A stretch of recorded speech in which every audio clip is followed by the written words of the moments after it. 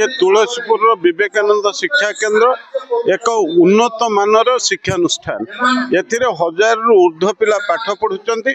यही शिक्षानुष्ठान बहु पिला कृतित्वर सहकारे एंट्रेंस परीक्षा रे भल नंबर रखिकी विभिन्न भल शिक्षानुष्ठान ना लिखाइबार समर्थ होइचंती। अपर पक्षरे ये शिक्षानुष्ठान जरिया रे जो कुनी कुनी पिला मानकु संस्कार धर्मी कार्यक्रम रे शामिल करा जाउची। आध्यात्मिक चेतना रे से माने किभली भल मनुष्य हेबे एवं विज्ञान एवं विभिन्न प्रजुक्ति विद्या रे से मानकर पारदर्शिता लाभ करिवे। ये शिक्षानुष्ठान उन्नत मानर छात्र उत्पादन करिबारे प्रमुख भूमिका नेइछि। तुलसीपुर विवेकानंद शिक्षा केन्द्र 24तम वार्षिकोत्सव पालन करा जाउथिला।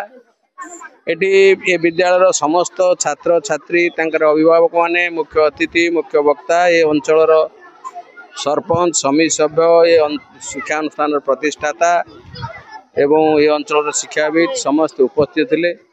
अति सुंदर भाव रे ये वार्षिकोत्सव पालन करागला एवं ये अंचल रे शिक्षार विकास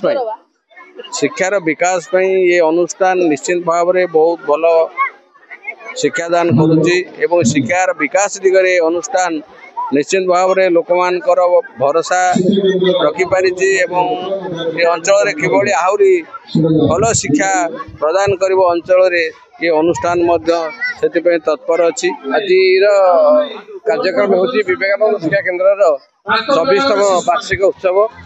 यही उत्सव रे विवेकानंद भावधारा अनुप्राणित होई आमर ये शिक्षानुष्ठान गढ़ी उठी एवं पाखापाखि अंचल बहुत पिला एठारे पाठ पढ़ुचंती। से माने किपरि भल पाठ पढ़िबे निजर जीवन को भलरे गढ़िबे सेतिपई सेमानकर लक्ष्य रहुची। तेणु सेमानकर जो आशा अच्छी विवेकानंदर जयंती रे आमे ताकू पूरण करिया पई अधिक आग्रही होई वार्षिक उत्सव पालन करछी। नमस्कार, मोर नाम ऋतुपर्णा सतपथी। मु यही पवित्र विवेकानंद शिक्षा केन्द्र 10म श्रेणी अध्ययनरत जड़े छात्री। आज आम पवित्र विवेकानंद शिक्षा केन्द्र में जनवरी 12 तारिख में विवेकानंद जयंती अवसर में वार्षिक उत्सव पालन करा जाउछि। एही वार्षिक उत्सव छोटू आरंभ कर बड़ पर्यंत समस्त शिशु नृत्य प्रतियोगिता भाग नहीं। समस्त शिशु निजर नृत्य परिवेषण कर निजर अभिभावक एवं सांगसाथी मानकर अभिभावक मानकर मन को किणी नेबाक जाउछंती।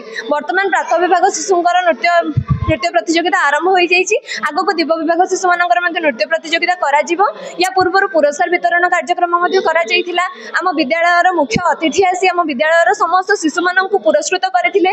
तत्सहित मु पुरस्कृत होइथिली। ब्यूरो रिपोर्ट पर्यवेक्षक ओडिशा।